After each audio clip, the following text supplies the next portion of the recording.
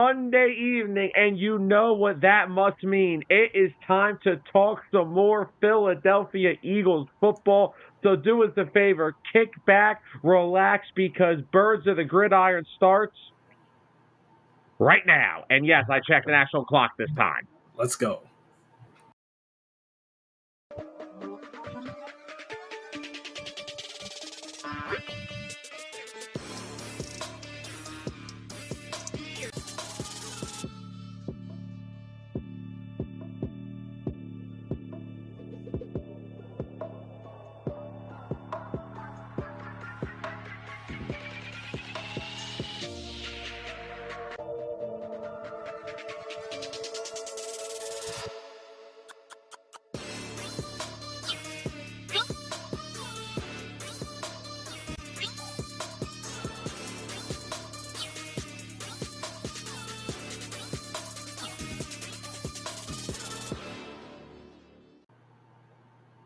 Welcome in, everybody, back to another edition of Birds of the Gridiron, live here on Facebook, YouTube, and that's basically about all the good stuff.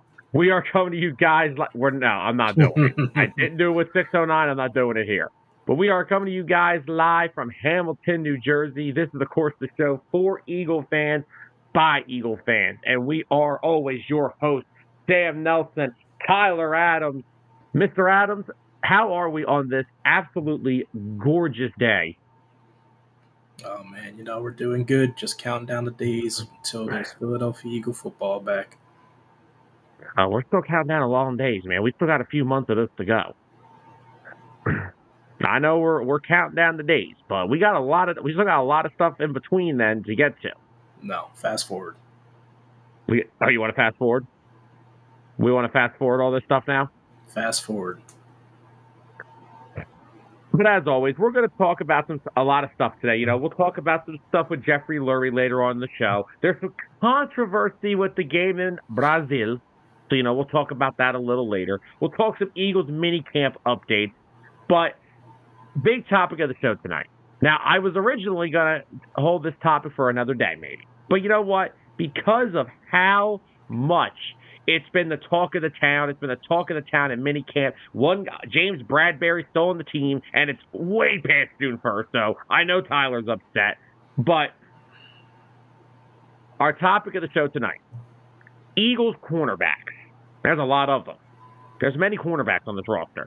But the big topic of the show tonight, who will be the Eagles' number 2 corner to open the 2024 season? Will it be first-round pick Quinyon Mitchell? Will it be the reinstated Isaiah Rodgers? Will it be the young up-and-comer Keely Ringo? Will it be the second-round pick Cooper DeJean? Or will it be undrafted free agent turned pretty solid player last year, Eli Ricks?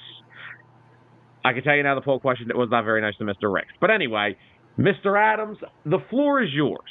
Who do you think will be the Eagles' number 2 corner to open the 2024 season?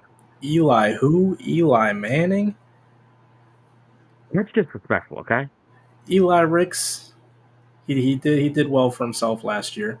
Doesn't mean he earned the cornerback 2 spot by any stretch of the imagination. Keely Ringo.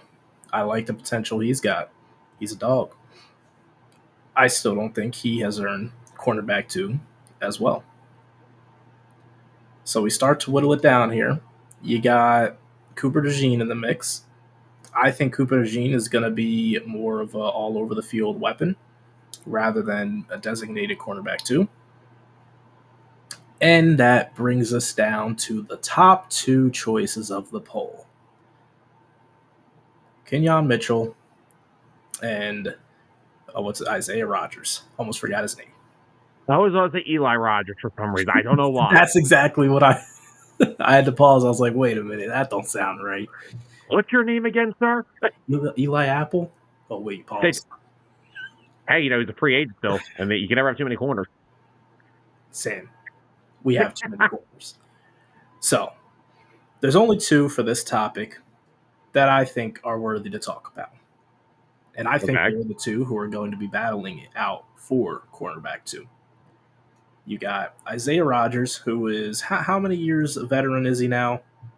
This is his 4th year in the league. 4th year in the league. Didn't play last year. And then you got Kenyon Mitchell, who was a dog. He's got the mentality. He already went after A.J. Brown at OTAs. He wants to be the best. He wants to be cornerback 1. It's gonna hurt him that he's gonna have to be cornerback 2 behind Darius Slay. But hey, if Darius Slay's going back to 25, I'm fine with that. I'm cool with that. I'll take 25-year-old Slay and 21, 22-year-old Kenyon Mitchell. I'll take that any day. Let's go. But you can make the argument Isaiah Rodgers has the experience, but Isaiah Rodgers also had to sit out and not play a game of organized football for a whole year. Meanwhile, Kenyon Mitchell was down in where'd he go again? Toledo. I wanted to say Tulsa, but I was like, that don't sound right. It's one of the T's. So he was down in Toledo, taking off like the Rockets that they are. I don't see a scenario where he's not the cornerback 2 next to Slay next year. We already saw the plans that they had for Bradbury. He's going to be, safety number 5 on the team, far down on the depth chart, buried behind Avonte Maddox and Reed Blankish. Well, here's the funny thing. They said they were going to open him up at safety in minicamp, and on the first day, he got hurt. He's already hurt. So, Is it still too late to cut them? I'm pretty sure post-June 1st cut means you can cut them at any point, right? Oh, yeah, you can do it at any point after June 1st. That doesn't now all that stuff doesn't matter. But the point I want to make here is James Bradbury is not moving to safety. And I said this in the YouTube video I made on Birds of the Gridiron last week. James Bradbury is not on this team because they are going to try to actually play him at safety. He is playing safety because, A, it's the only chance he'll have at making this team, if there is one. And number 2, they've got 2 healthy safeties on their roster currently. DJ Gardner-Johnson and Reed Blankenship. Dennis, if you're watching, I'm sorry. As of right now, that's just where the facts stand. But Sidney Brown is still not 100% healthy. He will probably be closer to 100% when training camp opens up in the summer. And the hopeful point will be he will be ready for game 1. I still don't want to put that timetable on there because I think it's unrealistic. No. But and they've already got Maddox basically training at safety, but Maddox has played safety in the NFL.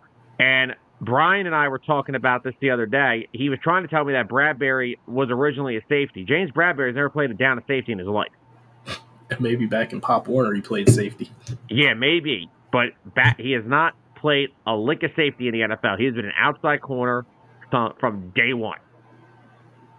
So, now, I'm going to go, my answer to the poll was, I'm going to go, to me, it's going to be Isaiah Rodgers. Because, like you said, and he has the experience. He's been in the league for a couple years, and he's been a very productive player. So, Darius Slay's had his spot locked up since day one. Now, I won't lie. It's nice and encouraging to see Darius Slay come out and say that he feels healthier and younger since that knee surgery. Now, I just hope that's the Darius Slay I get come opening day. Because, I'll do you one better. That's the Darius Slay that I hope we see for 17 games next season. Yeah. I don't want just the first 7 games, first 8 games. I want the whole season. Yeah. I mean, Darius Slay's always come out and played very well throughout his career here in Philadelphia. He hasn't really had, I wouldn't say he's really ever had a down season. Like even last year, yeah, he was hurt, but he still was productive. I mean, even coming back off, and even before the knee surgery, he was playing at a decently high level. Like he wasn't making the plays that he was, but nobody on that defense last year was making plays. Nope. I mean, but it's just going to be, like I said, he's gone against the top receivers on the team everywhere they go, and he usually stands his ground. I mean, he does it with CeeDee Lamb. We'll talk about CeeDee Lamb. That's why CD runs to the slot. So he can shake the top corners from following him. Shake the top corner down to Pop Warner. That's a pretty good thing, actually. But, yeah, I just think it's going to be Isaiah Rodgers to start. But I feel like the one thing I like that I'm seeing in minicamp is everybody's getting the shot to take the job. I mean, let's be real here. We have never had this type of a problem, right? No, we've never had this much talent at Like, corner. no, we haven't. I mean, like, this is a great problem to have. And it's to have the fact that you're literally you've got at least you would possibly have 4 to 5 starting caliber corners on this roster. Oh, yeah, definitely. And I mean, usually when we ask the question, who's going to be the cornerback too, it's more of a negative question in regards to, there really isn't much else. But this time around, we're actually asking it as a good thing. Who is going to be designated as cornerback too when there's so many guys that are talented enough to be that? Yeah. And I mean, we've had times where, no offense, this is no offense to him per se, but like there would be teams in the past where Eli Ricks may have been the second best corner on the roster. Yeah. And that is no offense to Eli Ricks. Eli Ricks is a very talented young player. He had a very strong end of the season last year, as did Keely Ringo. And none of you, and yes, I'm talking to you too, none of you are giving him the respect that he deserves, telling me he hasn't earned his potential as quarterback too. What are we talking about? Did we watch the last 5 games last year? Did you watch the NFL draft? I did. We didn't draft a cornerback in the first round to have him be cornerback 3 or 4 on the roster. No. And we certainly didn't draft him to play slot. No. Well, you drafted one of them too. Yeah. No. I'll take my chances with DeJean in the slot. Well, I'll just take my chances with DeJean playing on the football field. I don't care where the guy plays. The guy's a Swiss Army knife. But no. But here's the thing. I didn't draft. But the thing is, we're talking about cornerback 2. I didn't draft the guy in the first round to be cornerback 2. I drafted him to replace the guy who's right now playing on the opposite side. So let me say this to you and let this marinate for a second. Do we have a wide receiver 2 on the Eagles, or are they both wide receiver 1s, and one just has to get designated as the second? Listen, we're already going to have to go through this wide receiver stuff just later on. Just answer the question, Sam. Yes or no? No. Yes, no, they don't have a number one wide receiver. They have 2 number 1. So now, what is the issue with Kenyon Mitchell? He can start at cornerback 1 in the NFL. 100%. So theoretically, Isaiah Rodgers shouldn't even be in the mix for cornerback 2, because we should just have 2 cornerback 1s on the field, and it trickles down from there. Yeah. The problem is there's just so much depth on this team that, look, we're going to have arguments about this leading up to the opening day. Yeah, until we see what that opening day roster is going to be. It's just going to be speculation. And here's the other problem. I think maybe somebody on that coaching staff was like, can somebody struggle in minicamp so we could try to wean out who's going to be cornerback too? Nope, they all played strong. Ringo had a great minicamp. Rodgers had a great minicamp. And Mitchell had a great minicamp, OTAs, rookie camp. He's had a great everything. So there's nowhere for them to go with this. They really are going to be, not trying to say nothing. Could we see if a team is entering training camp or adding into the season lacking corners, Howie Roseman will probably pull the trigger. Let's trade Bradbury.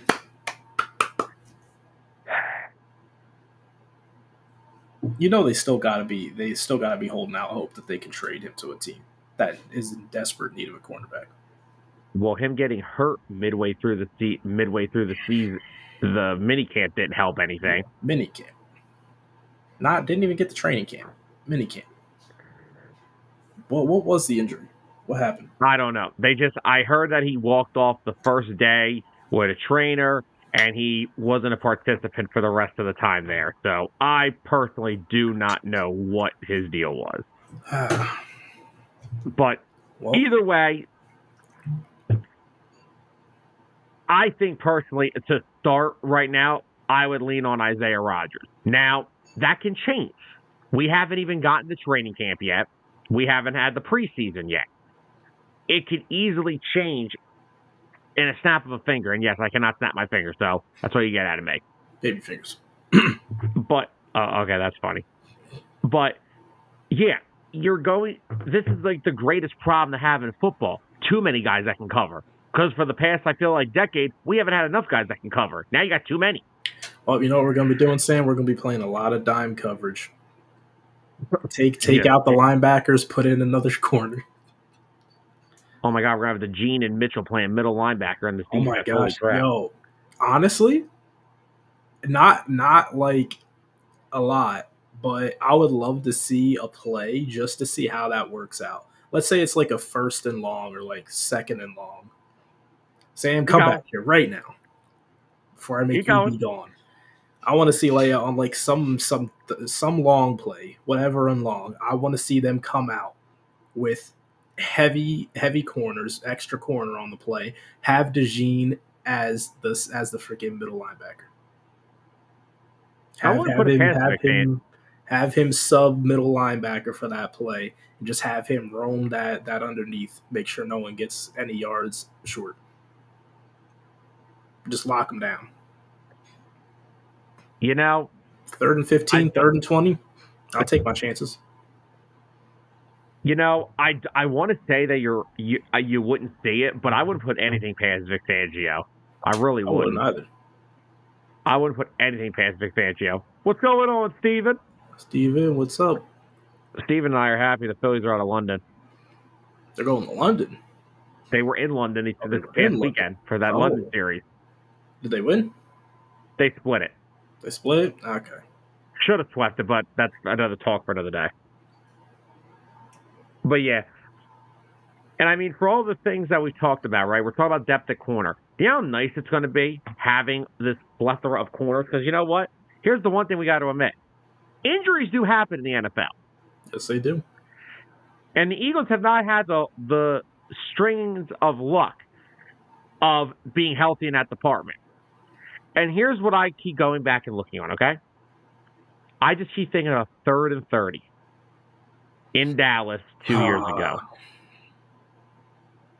And I think of Josiah Scott. Then I go back. You're just hitting all the trigger words right now, Sam. No, hold on. Then I go back to 2020, and I just see that Fox animation of Michael Jacquet. Come back to me. Hold on.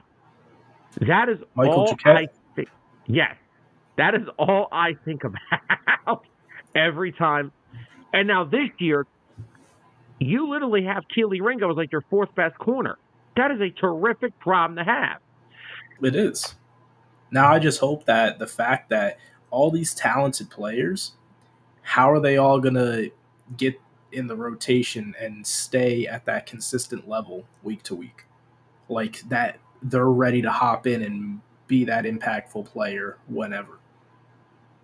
Because if they're only getting time in practice and they're not getting any reps out on the field, not many reps on the field, practice and games are 2 different things.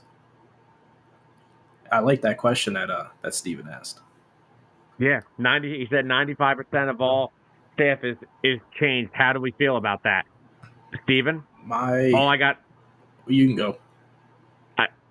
How do you not feel ecstatic about it? I just got a quick answer to it.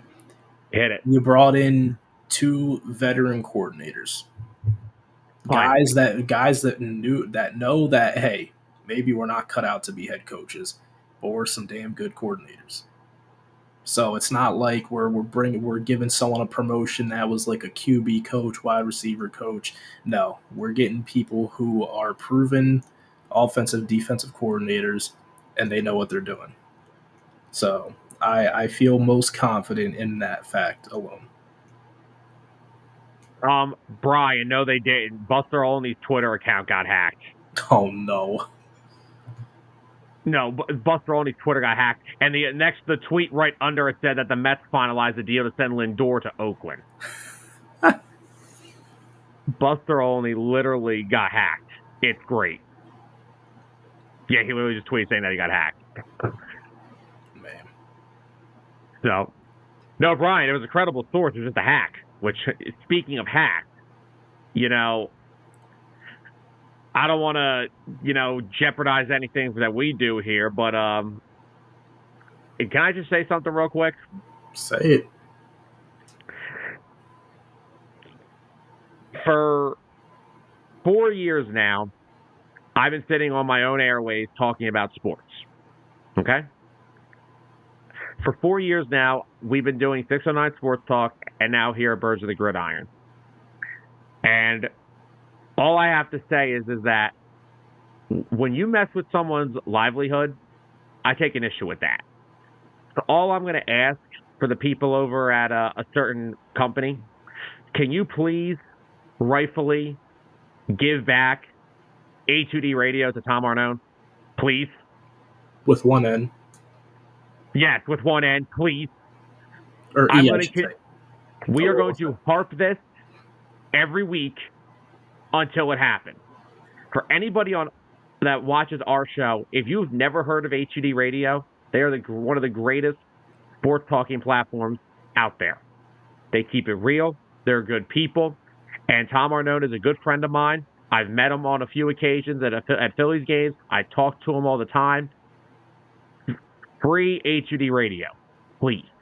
Free A2D. Yes, we beg of it. It's ridiculous, and I'm sick and tired of the disrespect. Or simply put, it's a joke. It is a joke. What's happening to them is a joke. Yeah, it's a joke that they haven't gotten that back yet. I am just... If it was YouTube, they would have had it back by now. Yeah, if it was that, they wouldn't have had it. They wouldn't have the issue. Dude, I can't go through. It breaks my heart to see that that's happening to them, and I hope that it all gets resolved shortly. Yeah. Because they've worked way too hard to lose something like that over BS like that.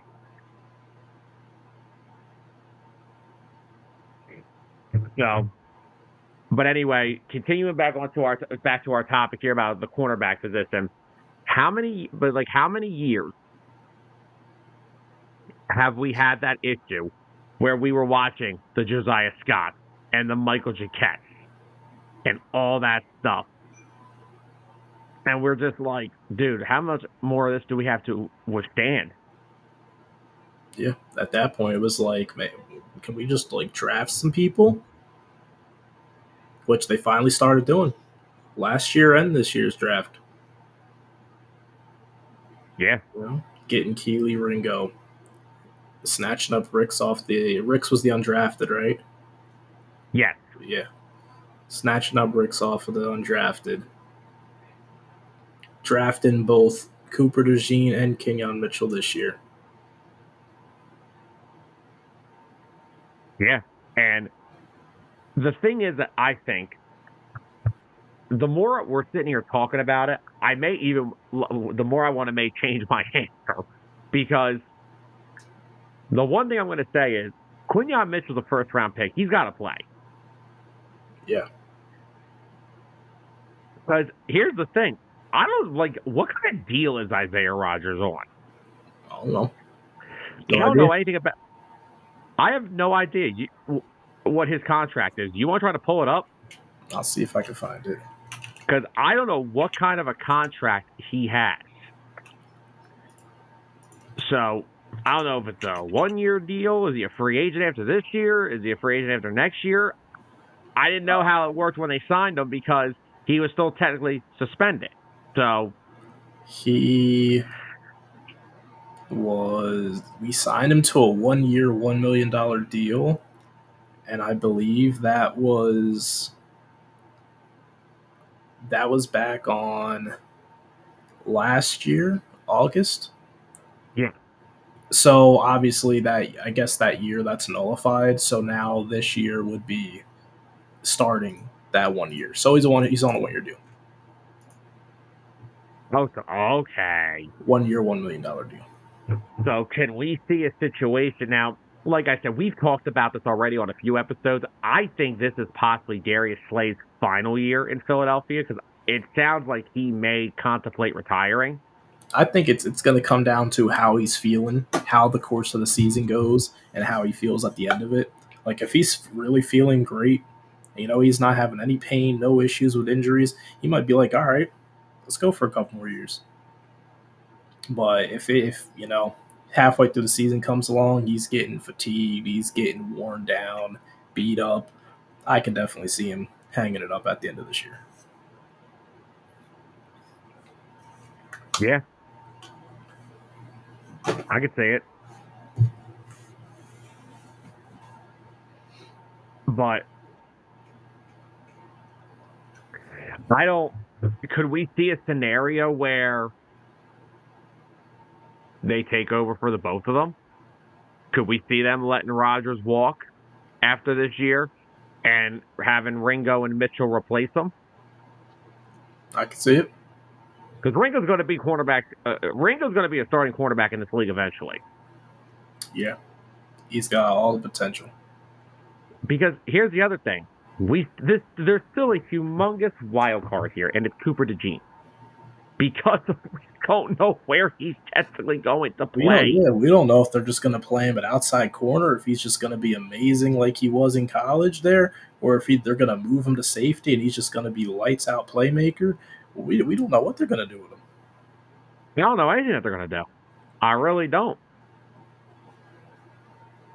I'm assuming we're going to start out with nickel and dime corner, maybe some nickel and dime safety, but outside of that, I got nothing. Yeah. I absolutely got nothing. Because I don't know. I just don't know what he's going to do. But I think I may have to change my answer to Quinyon Mitchell. Attaboy. And it's not because again, Isaiah Rodgers has not played football in over 2 years. Now, he's stayed in great football shape. He has looked amazing in minicamp so far. So,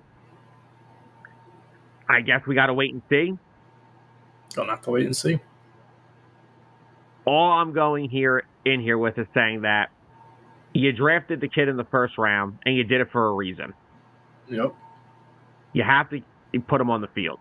And it's not like DeJean where he could play anywhere. Mitchell is a standard outside corner. Yeah. And I think he's going to be a damn good one.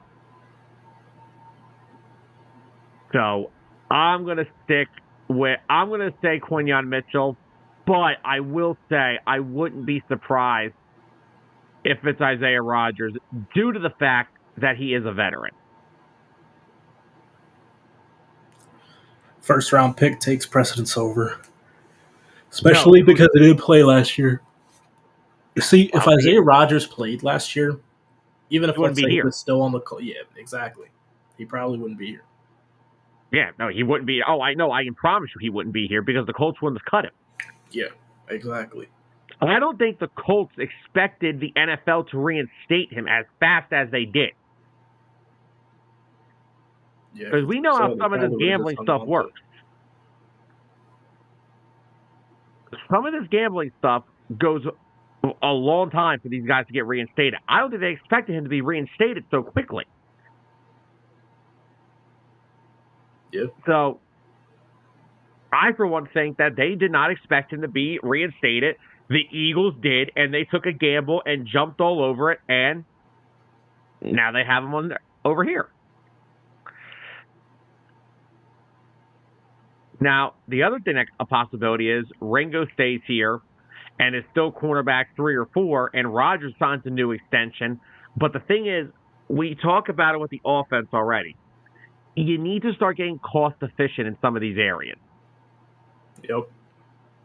And if Isaiah Rodgers plays well, balls out, a 25-year-old corner is going to get a nice contract at free agency. Yeah. Now, Am I looking a little too far down the road? Maybe, but this is why you draft two guys in the first 2 rounds like you did with Mitchell and DeJean. You're honestly not looking too far down the road because he's only on a 1-year deal. After this year, no matter what happens, he's probably gone. No matter if he's signing a new contract with another team or he just doesn't make this team. Yeah. And the hope, I'm assuming, is that they've got a defensive coordinator who at least. Now, the defensive staff, Christian Parker, the new DB's coach, he's going to be a DC in the making, unfortunately. Unfortunate for the Eagles because now if the timetable works out together and maybe Fangio retires in a couple of years, Parker maybe takes over. I don't know, or maybe it's Clint Hurt. I don't know, but Clint Hurt. The good thing, which by the way, did you watch his press conference last week? That's a large man. The man is humongous. The Hurt. Have that on. Do you just have that on deck? Yes, I do. This is one of the goated backgrounds that will always be on deck. That as well as Howie. And Jason Kelce, of course. I miss that man. I already miss Jason Kelce. We haven't even played a full game without him. Oh, yeah. But yeah, I think the one good thing that the Eagles are hoping for is now, with all these corners, like say that Slay retires at the end of the year and Rodgers doesn't come back. Mm-hmm. You're still going to have the same defensive philosophy. So say your starters after this year are Ringo and Mitchell. They don't have to learn a whole new defense. I think that's another big goal here with the Eagles with Fangio being here is they won't have to have these guys learning a new defense like corners in the past. Like, great example. Let's go back to 2003. 2003 happens. Troy Vincent leaves. Bobby Taylor leaves. Jim Johnson's still here. Insert Lido. Insert Sheldon. You couldn't tell the difference because they were just that damn good. Fangio was probably the best thing this team has had defensively since Jim Johnson. Ooh, that's a bold statement, even with, having Jim Schwartz. Jim Schwartz Fangio's got a bet. That Super Bowl. I get it. In the Super Bowl, it was an offensive shootout. I get that. But leading up to that throughout the season, defense held its own pretty well. Well, I hope they did. They were up by 2-3 scores every game. Yes, that is true. The one thing I'll say about Jim Schwartz, he didn't have the greatest personnel. I will give Jim Schwartz that.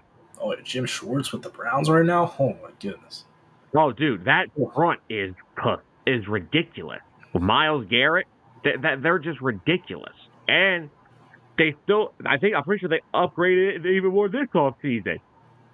Yeah. But, look, it's no offense to Jim Schwartz. It's no offense whatsoever.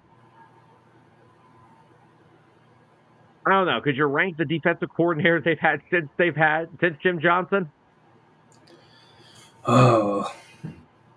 Now, I won't count Fangio in this because he hasn't coached yet here. I don't even know. I don't remember all of them. I would probably have to go Schwartz, number 1. Gannon, number 2. Yeah, I was going to say, I know. We've had words about Gannon, but that defense put up numbers. Well, they put up ridiculous numbers. But I would have to go Gannon at 2. Then I would have to go Billy Davis. Because I didn't think those defenses were that bad. Yeah. Then I would go McDermott for those last couple of years with Andy after Jim Johnson passed away. But of course, that McDermott went on to Carolina, and they had one of the greatest defenses in the league. Those teams did have great personnel either, because those are the last couple of years that Andy was on the out. Yeah. Then I'd go the Juan Castillo, Todd Bowles crap. Those were dark times. Well, hey, at least those pass rushes got to the quarterback, Babbitt and Trent Cole at least. Then I'll go whatever last year was. We don't have to speak about last year. Yeah, we don't want to speak We about just that. erase it from the history books. I don't want to. Yeah, we can erase a lot from the history book. All right, are we ready for the poll question results this week and ready to move on to some stuff from Results were minicamp? pretty close. Oh, this poll question. I want to give a shout out to everybody who voted. You guys knocked this out of the park. This poll question was absolutely amazing this week. So, 113 votes. Eli Ricks received 1 vote. Curse of the Gridiron. Cut up. 6% of the voters said Cooper DeJean. 7% of the voters said Keely Ringo. 48% of the voters said Isaiah Rogers. I almost called him Eli. You almost said it again. I'm never going to get this. And then 36% of the voters said Quinyon Mitchell. So Isaiah Rogers wins the Birds of the Gridiron poll question for this week. I stand with Quinyon. I think it's going to be Quinyon. As much as I think Isaiah Rogers right now is the favorite, I think Quinyon's just going to be. If we didn't draft him in the first round, I would have said Isaiah Rogers. Look, the guy literally went toe-to-toe with A.J. Brown and said that his route was trash. I love that. A.J. Brown. He went up to A.J. Brown and said that his route was trash. Oh my gosh, watch Quinyon Mitchell be the reason that A.J. Brown runs freaking better route trees. And he performs even better than he's been performing the past 2 years here.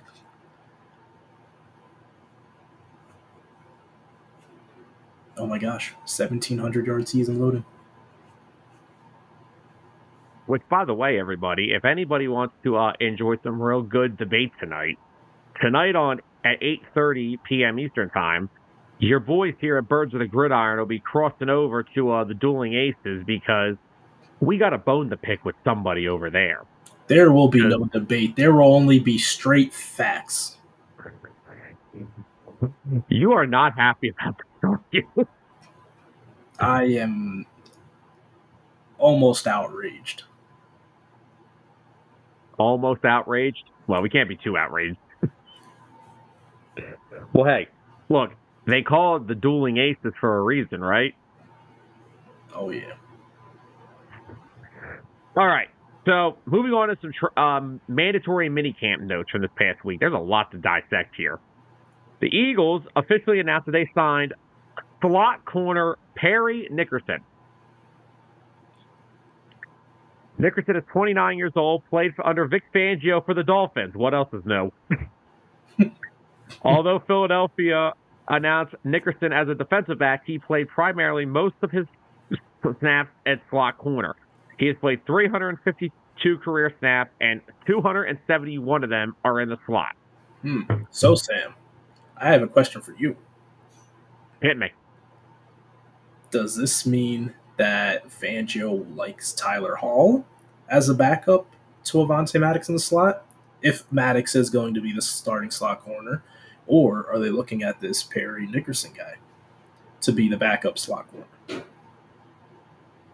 I think they are looking at this as Fangio walked in there the first day and said, how many more years do you have of Avonte Maddox getting hurt before you realize that you need some legitimate depth behind him? See, this is the problem. I would love to say there's a scenario where Maddox, Nickerson, and Hall make the team, but there's so many damn corners on this damn outside, I don't know if that's going to happen. That's going to be difficult. Now, could I see them only carrying 3 safeties on the roster and then having Maddox as the quote-unquote 4th safety because that'll be able to keep another slot corner? Absolutely, I can see that. Yep, I can see them finessing that. Could we stop being cute and just go sign Justin Simmons so I can stop complaining about it? Man, they're just apparently, the price goes down $1 million every day. So, well, then he's signing a 1-year, $1 contract at this point because I don't know what he's waiting for.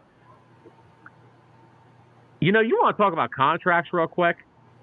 What the heck is going on with Hassan Reddick? I don't know. I haven't heard anything since he left. He hasn't reported to the Jets yet. My gosh. Oh, because he hasn't got, and it's because he hasn't gotten a new deal. Now, there's a problem with this on both sides. On the Jets side, the guy literally said he wasn't going to report to Philadelphia because he wanted a new deal. So you trade for him without a new deal. And for Reddick, what do you expect? How are you going to not go to a new team so you can prove you are deserving of a new deal? See, this is the headache that Howie Roseman didn't want to go through. I'll give Howie credit for this. True. Howie Roseman saw the headache that this was going to cause, and he was like, you know what? We're trying to get a new stable in this organization. Let's get out of here. Yeah. But yeah, back to the Perry Nickerson thing. I think this is just them getting another slot corner for depth. I think, and again, I could see him and Hall both make the roster. They love Tyler Hall, apparently. Apparently, they love him. And Fangio thrives on depth at the nickel corner position. And Devin White came out last week and said this. If Vic Fangio sees something in you, if he sees a strength, he is going to do his utmost best to exploit it. So, that's the one thing we'll say. That's how great defenses are built and coached. You coach off of their strengths. You don't make a guy try and do something that he's not good at. You find out what he's good at, let him do that, and then you fill in the gaps around there.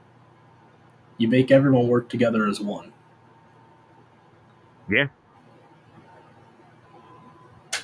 All right, what other topics do we have to talk about here on the mandatory minicamp front? Okay.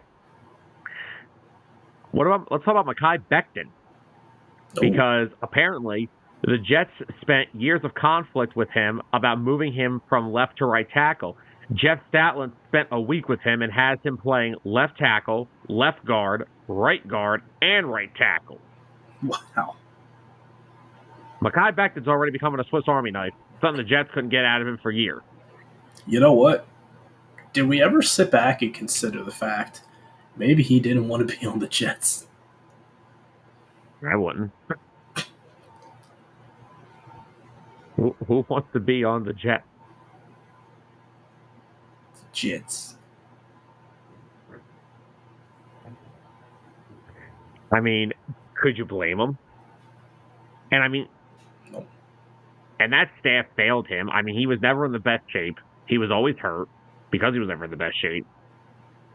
And so far, he's had so many great things to say about Jeff Dallin and the organization. We forget Mekhi Becton was a top 15 draft pick. That's the thing that we forget. He was a generational offensive lineman. Until he got to the Jets. And then he was living up to that until he got hurt. You're a generational offensive lineman until you go to the Jets. Then here's the guy. Yeah. I mean, and that training staff failed him too. I told you the story about this past year, I think, when he got hurt. Or it was either that or the year prior. Whatever year he got hurt and then tried to come back, and he was in training camp, and he was saying that something wasn't feeling right, and they just thought he was being lazy. And then so they had him go back out there, and he kept playing. And he ended up getting hurt in training camp. And then he missed like 7 or 8 games or something like that.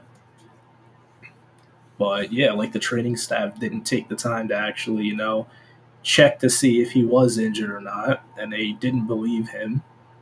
Like, I don't want to play for that team. Screw that. You wouldn't want to. I wonder if that Mekhi Becton right guard talk gets brought back up. I mean, if he's already playing everything besides center in minicamp, maybe he could walk up there and freaking just push Steen out the way. So some other things that happened that Quinyon Mitchell and Cooper DeJean both got some first team reps. Oh, okay. In the secondary, so The linebacker depth chart continues to be Devin White and Zach Vaughn in the middle. Nakobe Dean has been consistently on the second team with Ben Van Sumeren, your favorite. And then at one point, here's a starting 11-on-11 drill that Elliot Shore Parks tweeted out. It was Huff, Carter, Davis, Sweat, with White and Vaughn in the middle, and then Slay, Ringo, Blankenship, CJ, and Maddox. Another thing that they were also demonstrating with was 4 cornerback looks, I've heard.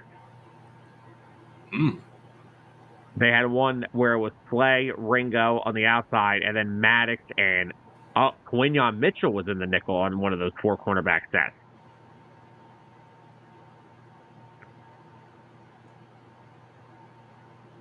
This is going to be a very interesting defense this year. That's all I'm going to say. They're going to hit you with a lot of different looks, which isn't a bad thing. Different players. If an offensive coordinator doesn't know what he's game planning for, they're going to be lost. Yeah. Mekhi Becton was also taking the first team reps at left guard. That was because Dickerson had a excused absence from minicamp, so Becton was getting those reps. It was not Trevor Keegan, so It was very interesting to see because I thought Keegan played a lot. I thought Keegan would be the shoo-in for that because he was a left guard at Michigan. Yeah. Well, I thought Keegan was right guard at Michigan. He's played more left guard is what I mean. Okay.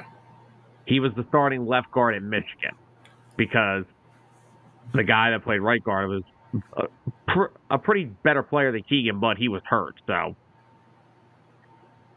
James Bradbury's injury, by the way, was an abductor injury. Oh no! He doesn't have hips anymore. He's not. Old. He didn't have to begin with. Per Jeff McClain, is not considered a big deal to this point. That usually means it's a big deal. So, I, for one, don't. James Bradbury still, to me, he's not going to be on this team. I don't think so either. I think that's why it's not a big deal. Because he's not going to be on the team, or he's not going to be an impactful enough player for us to really care. I just don't see him. I don't see him making this roster. I've sat here from competitive roster. We've talked about this from day one. And our last little training camp note, Paris Campbell has been getting the most of the first team reps at wide receiver 3, but John Ross has also been getting some first team reps. Oh, brother. Why can't a guy just maybe come back better with you? Because he was never good at any point in his career. In his professional career, he never had a point where he was good. Maybe he wasn't good given the situation that he was given. Maybe he wasn't. I'm willing to accept that as a possibility. I mean, look. Hold on real quick. Yep, more update real quick. Hassan Reddick was not at Jets Media Day today, and he was the only player that didn't. Wow. You said, y'all better pay me or I'm not playing this season. I think Hassan may realize that him and his agent made a mistake. Yeah. Because Howie definitely would have worked with him and gave him an extension. It wouldn't have been as much as he was expecting, but it doesn't sound like the Jets are willing to give him anything. Breaking news like a week before the season, Jets trade Hassan Reddick back to Philly for 5th round. Oh my gosh, that'd be the greatest hustle. Can you do that? No idea. I mean, I don't see why not. And here's the thing. The draft pick implications still count, so he has to play a certain amount of snaps. Eagles play him every snap. Oh, my. I was like, could you trade for a guy less than a year after you did trade him already? Is there a thing to that? No. The NFL might make one if the Eagles do it, because the Eagles are the Eagles. Oh, someone's calling the league offices and they're calling the Jets. Going like, "Are you guys freaking serious?" I don't think there's a cool down period from once you get traded. I don't think there is either. It was just an interesting question. I thought I'd give it a stab. You know, Yeah. get a little No, jab it's there. just, you trade for a guy usually, you want to play him. You want to make sure he wants to play for you. Usually, that guy may actually want to show up. Maybe. Yeah, but then again, he was also promised an extension that has That's obviously true. not gotten there yet. Yeah, that is true. He was definitely promised an extension. Because it's not like the But Eagles just traded him there without his permission. They allowed him to seek out that trade. yeah, So Eagles did everything right in that situation. Yeah. The Eagles did everything right in that whole situation. There's nothing that they could have done. And Hassan Reddick's not here because of Hassan Reddick, not because of the Philadelphia Eagles. Yeah. All they wanted to do was work out the deal later. He wanted to work it out then, and now he's a New York Jet, and clearly he's not happy. Yeah, because the same boat. Nothing happened. Nothing changed. You went to a team that has less of a chance of actually making it to a Super Bowl, and you're in the same boat. You're going to have to play out your year if you want a big extension. Yeah. He's probably not going to get an extension before the season. He may not be on the team by the beginning of the season. This is ridiculous. Oh, goodness. ESP put out his Eagles 53-man roster prediction already. Really? You want to read it off live on the air real quick? Yeah, let's go through it. All right, so let's just get this straight. This is not my 53-man roster prediction, and this is not Tyler's. This is Mr. Elliott Shore Park. I'm probably going to hate it. Quarterbacks are Hurts, Pickett, and McKee. Okay. Running backs are Saquon, Gainwell, and Shipley. There's no way they're carrying through only 3. There's no way. Wide receivers are AJ, Devontae, Campbell, Wilson, Covey, and Anaya Smith. I can see that. Okay. Tight end is Goddard, Calcaterra, and CJ Uzama. And that's about all there is on the roster to begin with, so. Literally. Offensive tackles are Lane, Mailata, Becton, and Fred Johnson. Okay. Interior offensive linemen are Juergens, Dickerson, Steen, Hennessy, Garping, who they just signed last week, and Keegan. Okay. Defensive tackles are Carter, Davis, Williams, and Tuli Pelotu. I think they're going to keep. I think they personally keep 5. I think Ojamo is going to make the team as well, but that's just me. Edge rushers are Huff, Sweat, Nolan Smith, BG, and Hall. The kid, that's the kid from Baylor that I like. Okay. I think. Am I missing somebody? Am I missing an edge rusher?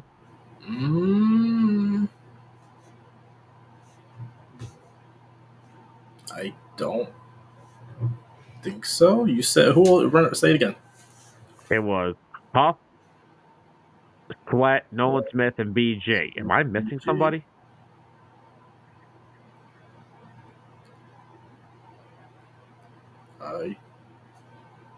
Oh, wow. I just realized that he does not have Jalix Hunt making this team. Really? Is he out of his freaking mind? He's got to be out of his mind. He is out of his mind, but still.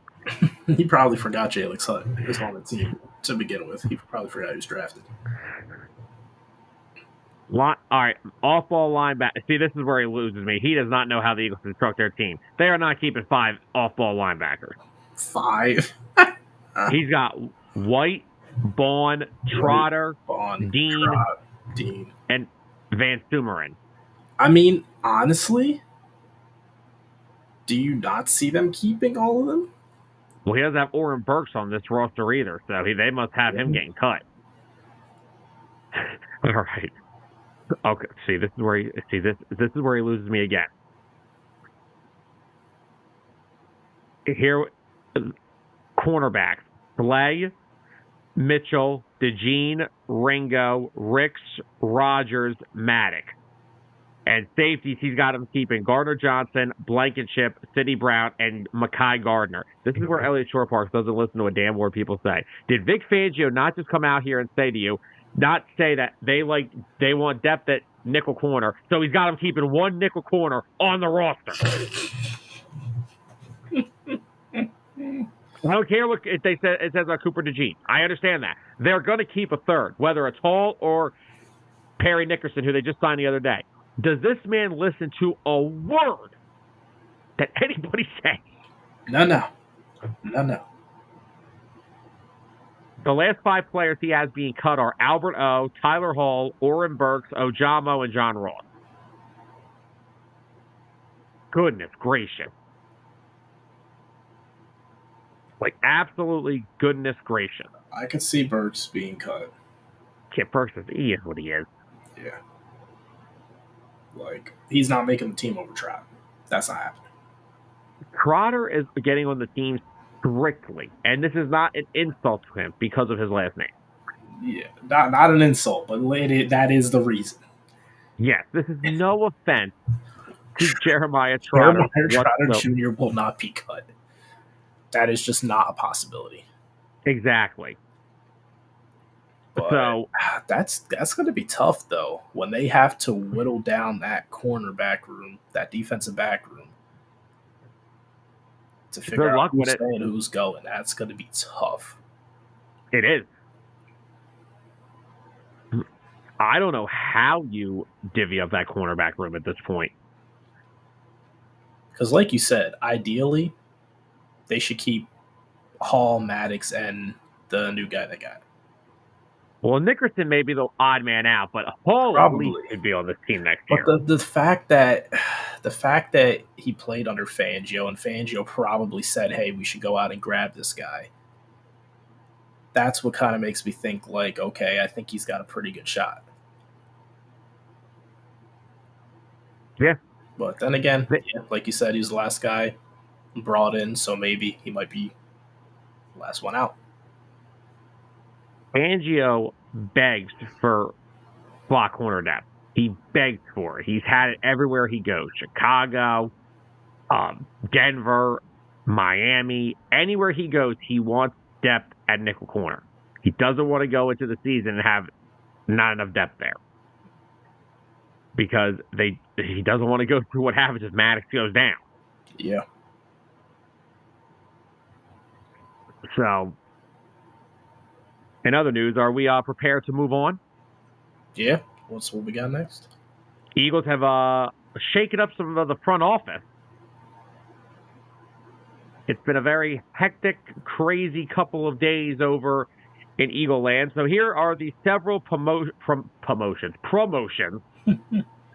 It's Sam. That the Eagles promotions. So, in their football operations department, Bryce Johnson is now the senior vice president of territory football executive. So I'm basically thinking he's taking Rosenberg's spot. Probably. Big Dom, that's how we call him. Big Dom, senior advisor to the general manager, chief security. Did you see his full title? Because this has a cutout. Oh, he's something to the head coach. Oh, here it is. I found another tweet that has it. The Eagles, so it's a senior advisor to the general manager, chief security officer, game day coaching operation. Yes, that's what it is. Yes. This man will never be removed from another sideline the rest of his career. Look, the rest of the league is just watching the Eagles play chess as they play checkers. Because here's the thing, right? I understand that we are Eagle fans. I understand this. Big Dom's job is to make sure that the players and coaches and personnel on his sidelines are protected, right? How's he going to do that from the booth or the locker room? No. I just want to ask this question. Mm-hmm. That is his job, right? Yeah. So even if another player, while on the sidelines, physically goes after his player, is he not supposed to do something about it? I think that's what his job title is.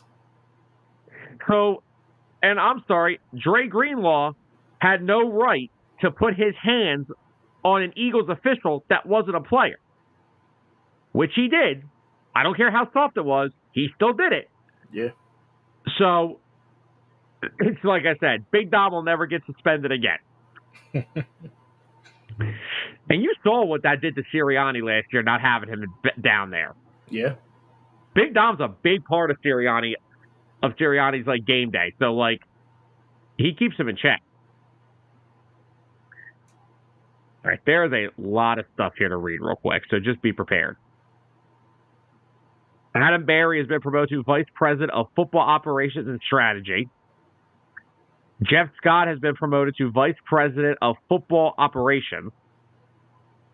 Here's a good one. An old friend of ours, Connor Barwin, has been promoted to Head of Football Development and Strategy. I like that. Zach Drapkin is now a senior analyst. Matt Leo, who was just on the Eagles like a year or two ago, I feel like, is now a player development assistant. Now moving on to scouting. Charles Walls is now the vice president of player personnel. Alan Woking is also the vice president of player personnel. Brandon Hunt has been up to senior director of scouting. Phil Baya, I think that's how you pronounce his name, is now the director of player personnel. So a couple of new player personnel guys have been brought in. Amina Solomon has been up to director of football operations and pro scout.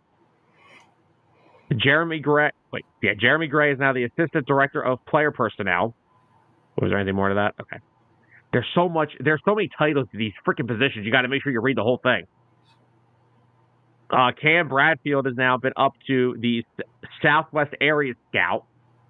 I forgot these sports teams have scout areas. It's so funny. Yeah, I'm surprised they just only have SEC scout, and that's it. That's Howie Roseman. Howie's got that job title. I'll go watch the SEC games. And Terrence Braxton has been promoted to player personnel coordinator. Now, sports medicine and performance, Fernando Noriega has been promoted to director of player performance and sports science. Ben Wagner has been promoted to associate head strength and conditioning coach. And Dustin Woods has been moved up to a interpersonal performance director and associate strength. Again, they've cut half these freaking things off this list. And we have one new hire, and that is Isabel Pantel, who is now some type of an analyst. So, a lot of new shakeups in the Eagles front office. Yeah, wow. I still love the Big Dom thing. Oh yeah, I love it. Gave this man 2 promotions in 1 week. Because they are not gonna have happen what happened last year. Big Dom is not going to be suspended. You know what? His new name is Bulletproof Big Dom because the NFL can't touch him. Bulletproof Big Dom. Yes, sir. Did you just call him Bulletproof Big Dom? No Toretto. No Toretto. What is actually wrong with you? He's got family. What? Family? I knew I love this. Boo. Well, Barry, we always appreciate new commenters, so thanks for the comment. But you're more than welcome to throw your team name out there because I'd like to at least know whose team fans I'm talking to here. So I would love to know the name of your team before you start throwing out that my team sucks. This is Birds of the Gridiron, but this is an open discussion, and we would love to talk about another team. We are an Eagles show, but we will talk about anything you want when it comes to the NFL. We don't care what it is. I got Giants fans, Commanders fans, I got Cowboy fans in this chat. I do not care. I even got some Browns fans in here and a Niners fan, but I will say it's a toss-up between the Cowboys and the Giants fans. for the worst fans. We can agree with that. We could 100% agree with that. But, yeah, I'm not surprised by any of the promotions. The Big Dom thing I wanted to talk mostly about that because, like I said, they play chess and the rest of the league's playing chess. Oh man. Dallas, I'm sorry. I'm sorry to hear that, Barry. My condolences to you. Maybe this year will be the year that the Cowboys will make it to a Super Bowl. Or even a conference finals. I don't even know when the last time they made it to a conference finals. I don't think I was born yet. Okay. He gets some cred back. He gets some cred back. All right, Barry, you got a lot of cred back with me because I'm Phillies through and through, brother. So you're good there. You're good. And look, you're always welcome to be a commenter every week here because, like I said, we do talk all Eagles football. But like I said, especially when the NFL season comes around, we talk about anything when it comes to the NFL. Oh yeah. We provide an in-depth take. We even are fair when it comes to the Cowboys. May not like what we say, but we try to keep it. We try to keep it 100% accurate. Keep it 100. So Barry, real quickly, by the way, brother, thank you for checking us out. By the way, I believe you're a first-time commenter, so thank you for checking us out. Greatly appreciate it. Welcome to the show. And as always, as BG says, Dallas sucks. I gotta hit him with that. But look. I love the guy. He's a Phillies fan. How can I like the guy? Yeah, that's tough. At least he likes the Phillies. If the guy hates Gregory Soto as much as I do, I love him even more. At least he saw one of his teams make it to the biggest event in their respective. Please don't bring up the 2022 World Series still. Too soon? Very soon. It will be too soon until they win one. Man, Sam, they probably won one since the last time the Cowboys won one. Okay, would you stop? Okay. This comment ain't wrong. Yeah, it's not wrong. This comment that Barry just said is wrong. It's not wrong. No, Barry, it's not. Football just isn't football anymore, man. There's so many safeties from back in the day that be suspended within 2 games because they would knock somebody out. Hey, to piggyback off of that, to change sports real quick over to basketball, recently I saw Draymond open his mouth and said that what was it, 2017 Warriors team, the one that won 80-something games, he said that they would have smacked the Pistons. And I'm just thinking, and I'm like, yeah, y'all averaged a bunch of points every game. He tried to say, yeah, because they only averaged 71 points. And I'm just like, yeah, they also played in an aggressive league where, it was a lot harder to score. If the Pistons were playing in the league today, they'd probably be putting up the same amount of points as them. Or they would have just been smacking the Warriors in the mouth. Wait a minute. What Piston team is he talking about? I think it was the one that – I think it was the Bad Boys Pistons. Bill Laimbeer would have knocked him out with one punch.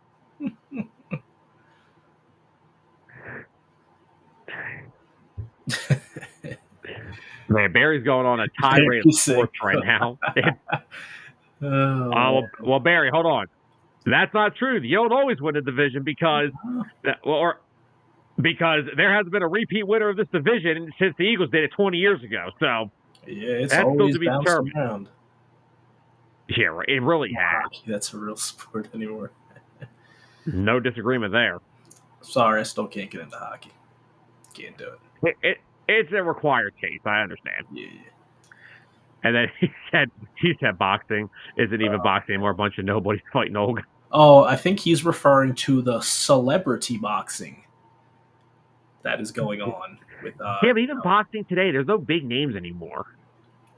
Yeah, it's tough. But they're all getting older. All the bigger names. They are.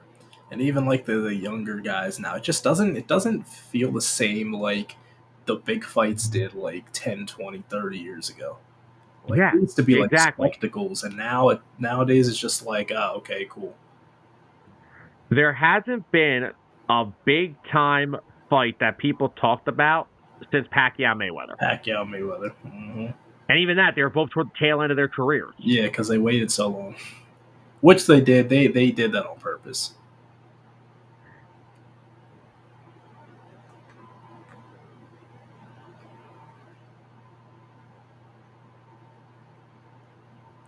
Barry, let's not do that. It was all right. I don't like when people say that, and it irritates me because all they did was they merged the leagues and decided to rename the championship game.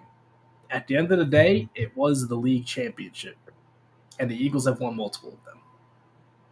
It doesn't matter if it was called a Super Bowl or not. They could change the name. They could change the name of the Super Bowl to something else. Would any team that won a Super Bowl not count anymore? And the ones that don't count, the last one in 1960, the Eagles beat the guy who they named the damn thing after. Facts. And that was the only time he lost in a playoff game. Barry, I just want to say we like you. You're good people because you're giving us this. I love having comment battles with people in the chat. I love Barry reminds me of. He reminds me of who? Anthony Price likes to push the buttons. Oh, where is Anthony tonight, man? I need to. We see this is the night that we need Anthony and Rodney in the chats together. Oh man! Oh my God! We would have the whole NFC East. Oh no! It would be a bloodbath. But no, that's a great one. I love the comments. Like I said, I invite anybody who wants to talk to football or anything in general. I know it's a football show, but you know what? This is how you make good chats with people. You just come up with whatever you want to talk about. Well, hey Barry, I know one thing that all three of us have in common here is that the Cowboys haven't won a championship since we've all been born. I was 0 days old.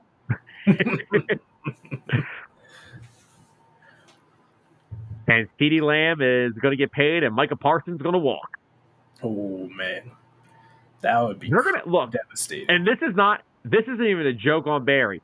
It's going to come down to one of those three are not going to be there soon. It's either going to be CeeDee, Parsons, or Dak. It's going to go down to one of those three. One of those three are not going to be there.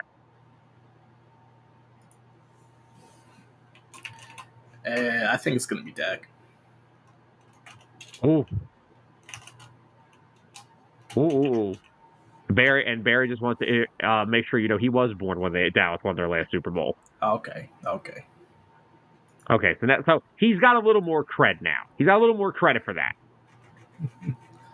I can't stand the ones that weren't. At least he was. I didn't.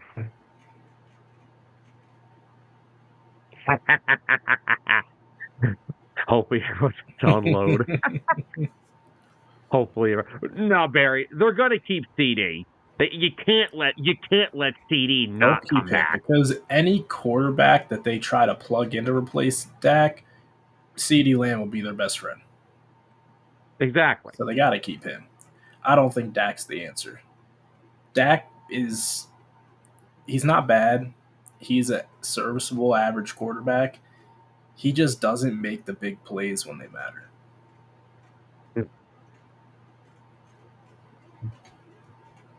And they gotta keep Parsons because Parsons is that defense. Without Parsons, that defense is just middle of the pack. Maybe they've got three. Okay, I think this maybe has to be comment of the night right here. A Dallas Cowboy fan saying this. Dude, so many Dallas Cowboys fans say that. They all hate him. Not tone deaf ones. What? Barry, if that's how you feel, man, let him walk. Let him walk. Hold on. Micah does have a tendency to disappear sometimes. He disappears against top offensive linemen. Lane Johnson. Yes, Lane Johnson. Trent Williams. Parsons does have a tendency to be a crybaby. All you have to do is watch the NFL draft stuff to see that. You see him when it Quinton Mitchell. When he was crying. He was like, said it's unfair. He's like, man, I'm disgusted, man. He's like, I'm absolutely disgusted. I loved every second of that.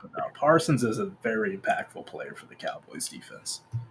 But yeah, as much as he can be a whiner, they do have to keep him. Like you said, he is their defense. If it ain't for him, they've only got 3 legitimate playmakers on that defense. It's Parsons, Bland, and he has to still prove he can do that consistently, and Diggs.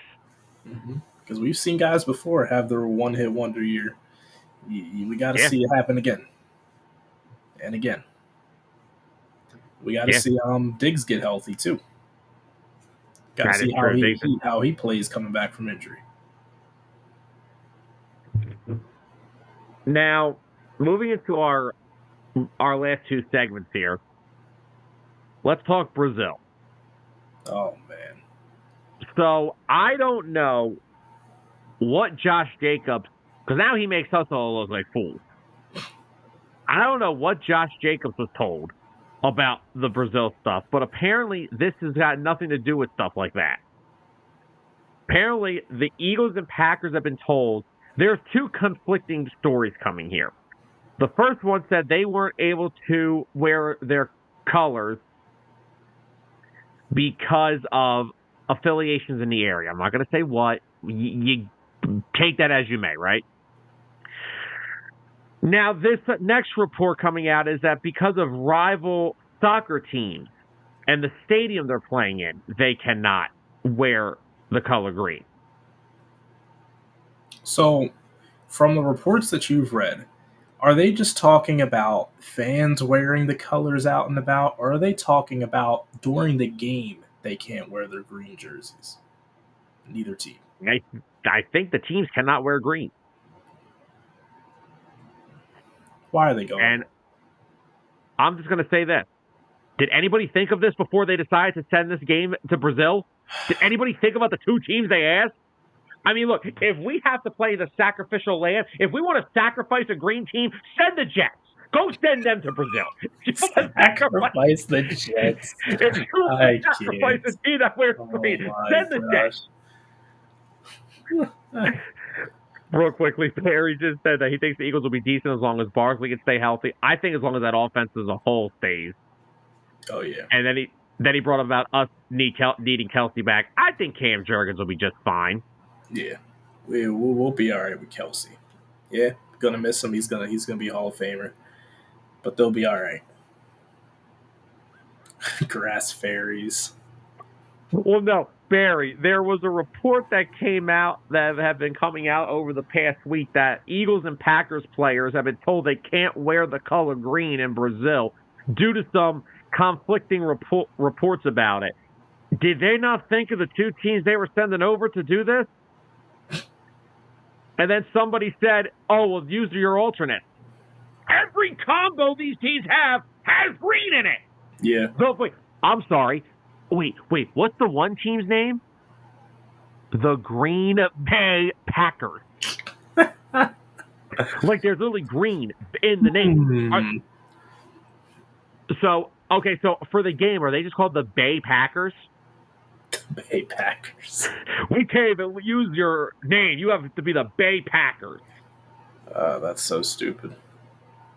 Like, what are we doing here? So what are we actually doing? And then what was the other thing that the players and teams would have to be transported around by armored vehicles? That's what the other reports were. If it was for affiliations in the area. Because if that's the real report, then they need to pull out of that game. They really should. Oh, wait a minute. Hold on, Barry's going on a tirade. It's just like to change the Redskins' name. Oh, let's change it back a bunch of... Yeah, and there have been... Didn't you say there are places that want to change it back to the Redskins? There's Native American groups that feel disrespected by them changing it because the Redskins wasn't a derogatory term. No, it wasn't. It was all these... I don't want to. I'm just going to say all these people, righteous people, thought they were righteous people, saying, oh, it's a derogatory term. They have to change their name. They can't have that. No. the Redskins logo was actually a real person, a real Native American chief. Yeah. And they felt honored by that team representing them. And now that's taken away, and it's just a big W on the side of the helmet. And they're the Commanders. Stupid. Well, prior to that, they were the Washington football team. Which I liked it better than the Commanders. I liked the football team. I did. They were the football team. Even though they couldn't win games, they were the football team. You know, I'm so sad. When we started doing 609, we had that. We were going to buy some Washington football team merch for memories. We never did. I remember, man. I remember. I'm sure we can still find it. Oh, yeah. Without a doubt. And then the last little topic we have is that Jeffrey Lurie is considering selling a major stake in the Eagles. Now, the stake that he is selling is not a team-controlling stake. He will still control full operation of the Philadelphia Eagles. What do you think about that? It's interesting. Who could be someone that would buy it? Who would buy Mike Trout? Oh, my gosh. The Rock. The guys that... Who? The Rock. Please stop.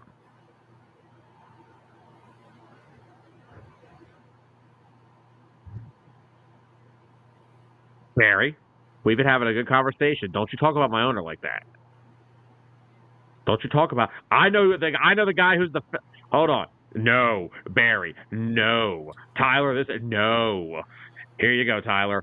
Go at it. This is all you. Oh, my gosh. The second that Jeffrey Lurie would find out Jerry Jones wants to buy a stake in the team, he's going to break the contract. He's going to rip it up. Okay, well, here's the thing. This is not a guarantee. He is exploring the possibility of doing it. Yeah. He's trying to see how much money he can get. He is. I mean, look how much he's made them worth since buying them in the mid-'90s. Exactly. They're worth... I think it was he only spent like $180 million to buy them. They're worth billions. Mm-hmm. They're worth billions ever since. So yeah, it's just something he's exploring, and I'm sure that it'll be someone in the area. Could be a Mike Trout. Josh Harris or whatever his name is. Is that the name of the Sixers owner? Oh no, I was right. He can do it if he sells the Sixers. I'm sure he could do it if he didn't sell